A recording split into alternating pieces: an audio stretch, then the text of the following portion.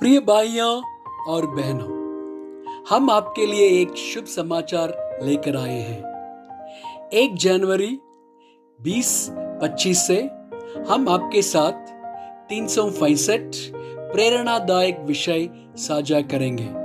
साल के हर दिन हम हर एक विषय और उसे संबंधित वचनों को पोस्ट करेंगे।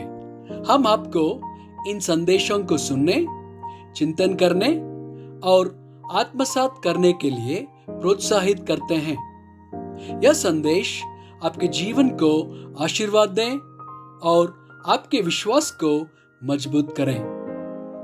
कृपया हमारे इस कार्यक्रम को सब्सक्राइब करें और इसे अपने मित्रों और परिवार के साथ साझा करें। धन्यवाद।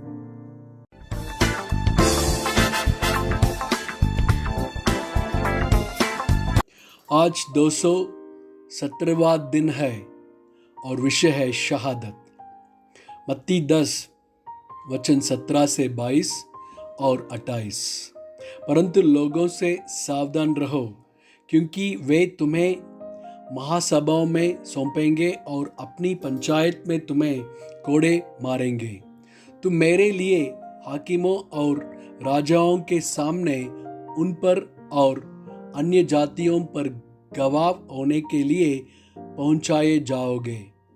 जब वे तुम्हें पकड़वाएंगे तो यह चिंता न करना कि हम किस रीति से या क्या कहेंगे, क्योंकि जो कुछ तुमको कहना होगा वह उसी घड़ी तुम्हें बता दिया जाएगा। क्योंकि बोलने वाले तुम नहीं हो, परंतु तुम्हारे पिता का आत्मा तुम में बोलता है। भाई भाई को और पिता पुत्र को घात के लिए सौंपेंगे और लड़के वाले माता पिता के विरोध में उठकर उन्हें मरवा डालेंगे। मेरे नाम के कारण सब लोग तुमसे बैर करेंगे, पर जो अंत तक धीरज धरे रहेगा उसी का उद्धार होगा। जो शरीर को घात करते हैं पर आत्मा को घात नहीं कर सकते, उनसे मत डरना, पर उसी से डरो जो आत्मा और शरीर दोनों को नरक में नाश कर सकता है। मत्ती 24 वचन 7 से 9। क्योंकि जाति पर जाति और राज्य पर राज्य चढ़ाई करेगा और जगह जगह अकाल पड़ेंगे और बुहीडोल होंगे। ये सब बातें पीड़ाओं का आरंभ होंगी। तब वे क्लेश दिलाने के लिए तुम्हें पकड़वाएंगे और तुम्हें मार डालेंगे, और मेरे नाम के कारण सब जातियों के लोग तुमसे बैर रखेंगे। लूका 21 वचन 12 से 13। परंतु इन सब बातों से पहले वे मेरे नाम के कारण तुम्हें पकड़ेंगे और सताएंगे और पंचायतों में सौंपेंगे और बंदी गृह में डलवाएंगे और राजाओं और हाकिमों के सामने ले जाएंगे। पर यह तुम्हारे लिए गवाही देने का अवसर हो जाएगा। प्रकाशित वाक्य 6 वचन 9 से 11।